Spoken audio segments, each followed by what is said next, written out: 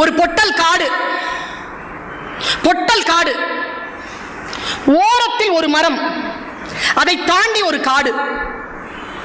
பொட்டல் நிலம், ஒற்றை மரம், அதை தாண்டி காடு. ஒரு மான் ஓடிக்கொண்டிருக்கிறது.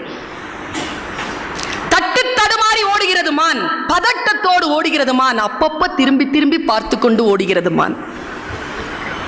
கேமராவை கொஞ்சம் திருப்புறோம், எதை பார்க்குதுன்னு. அங்கே ஒரு வேடன் அம்பை குறிவைத்துக் கொண்டிருக்கிறான். அந்த மானை குறிவைத்துக் கொண்டிருக்கிறான் ஒரு வேடன்.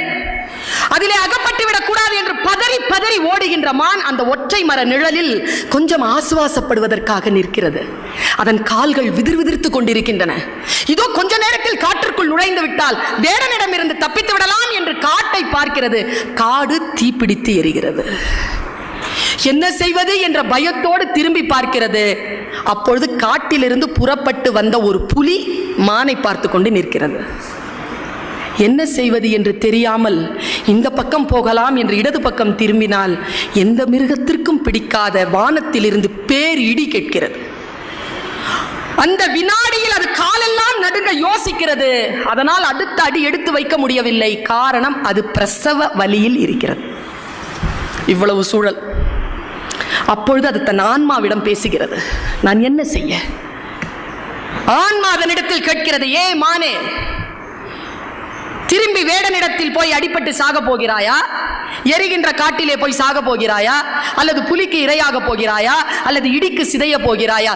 என்ன செய்ய போகிறாய்? எதுவும் செய்யாத. இப்பொழுது இந்த வினாடியில் இயற்கை உனக்கு ஒரு கடமையை கொடுத்திருக்கிறது. அந்த கடமை இந்த குட்டியை ஈனுவது. அதை மட்டும் செய் என்று ஆன்மா கட்டளையிடுகிறது. அந்த ஆன்மாவின் கட்டளைக்கு அடிபணிந்த அந்த மான் எல்லா பேராபத்துகளையும் மறந்துவிட்டு குட்டியை ஈனுவதில் தன்னுடைய கவனத்தை செலுத்துகிறது. குட்டி ஈனக்கூடிய அந்த சூழலை வேடன் பார்க்கிறான். குட்டி இதோ பிறந்துவிட போகிறது என்கின்ற நிலையில் வேடன் கொஞ்சம் அந்த பக்கம் திரும்பி பார்க்கிறான். அங்கே ஒரு புலி நிற்கிறது. இந்த பிரசவ வாடைக்கு புலி வந்துவிடக் கூடாதே என்று மனம் ஏதோ ஒன்று செய்ய தன் அம்பை சரியாக புலியிடத்தில் திருப்புகிறான் வேடன். புலியை அடிக்கிறான்.